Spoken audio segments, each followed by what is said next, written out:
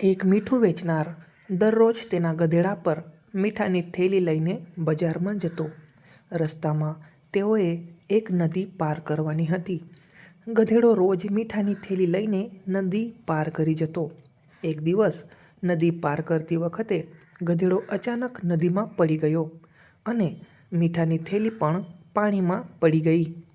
મીઠાની થેલી પાણીમાં ઓગળી ગઈ હતી અને તેથી થેલી ખૂબ હલકી થઈ ગઈ હતી. આ કારણે ગધેડો ઘણો ખુશ હતો. હવે ફરી ગધેડો રોજ એ જ યુક્તિ કરવા લાગ્યો. હવે ગધેડો રોજ નદીમાં પડી જતો અને મીઠાની થેલી પણ પાણીમાં પડી જતી. તેથી અડધું મીઠું પાણીમાં વહી જતું અને એનું વજન હલકું થઈ જતું. તેથી થેલી ખૂબ હલકી થઈ જતી હતી. તો હવે મિત્રો, જેના કારણે મીઠું વેચનારને ખૂબ નુકસાન થવા લાગ્યું, કેમ કે મીઠું પાણીમાં ઓગળી જતું. તેથી મીઠું વેચનારને ખૂબ નુકસાન થવા લાગ્યું. મીઠું વેચનાર ગધેડાની યુક્તિ સમજી ગયો અને તેને પાઠ ભણાવવાનું નક્કી કર્યું. હવે બીજા દિવસે તેણે કપાસની થેલી ગધેડા પર ચડાવી દીધી. જુઓ મિત્રો, મીઠું વેચનાર હવે શું કરે છે? કપાસની થેલી ગધેડાના પીઠ પર મૂકી દે છે. હવે જોઈએ શું થાય છે.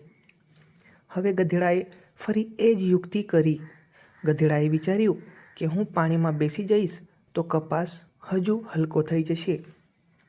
કપાસની થેલી હજુ પણ હલકી થઈ જશે.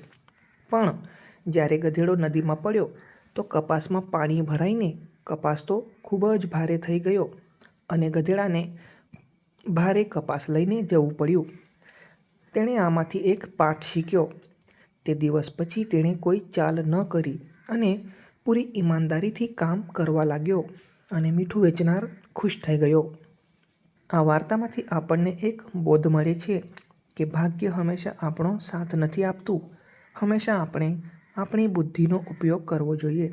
મિત્રો, વાર્તા સારી લાગી હોય તો લાઈક કરજો, ચેનલને સબસ્ક્રાઈબ કરજો આવી જ વાર્તાઓ જોવા માટે.